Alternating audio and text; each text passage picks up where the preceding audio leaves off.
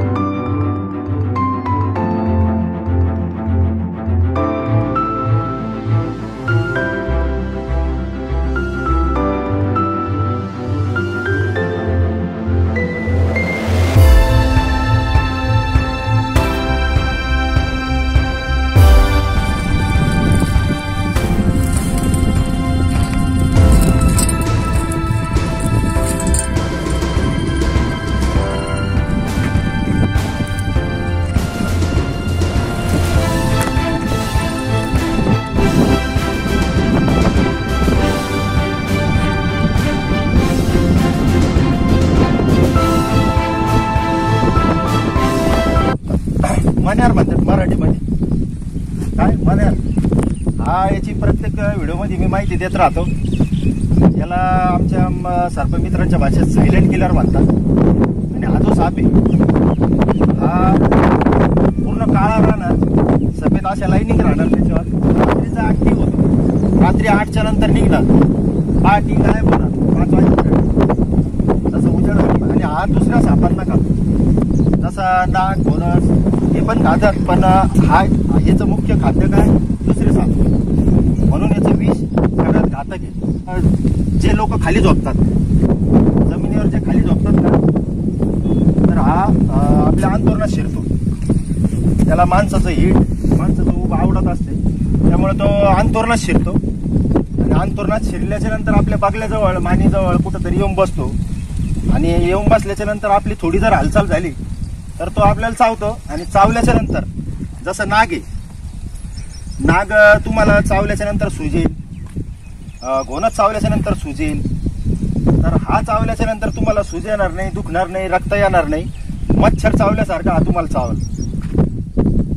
तर ओळखायचं कसं, रात्री चावल्याच्या नंतर ओळखणार कसं, रात्री ज्यावेळेस पोट दुखायला लागलं, खूप पोट दुखू राहिलं, तुम्हाला वाटेल का ऍसिडिटी झाली किंवा अपचन झालं, तर असं न समजता पहिले आपलं अंथरुण चेक करायचं।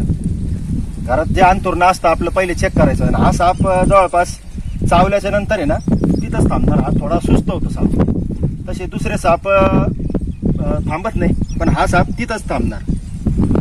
आणि चावल्यावर लगेच हॉस्पिटलला जायचं, वेळ न घालवता। आणि हा साप तुम्हाला जास्त वेळ देईल, जसा नाग तुम्हाला नाग चावल्याच्या नंतर 2.5-3 तास वेळ देईल, घोणस 1.5-2 तास वेळ देईल। आणि हा जो आहे हा तुम्हाला 5-6 तास 7 तास, तुम्हाला असं 5-6 तास तर काहीच नाही होणार।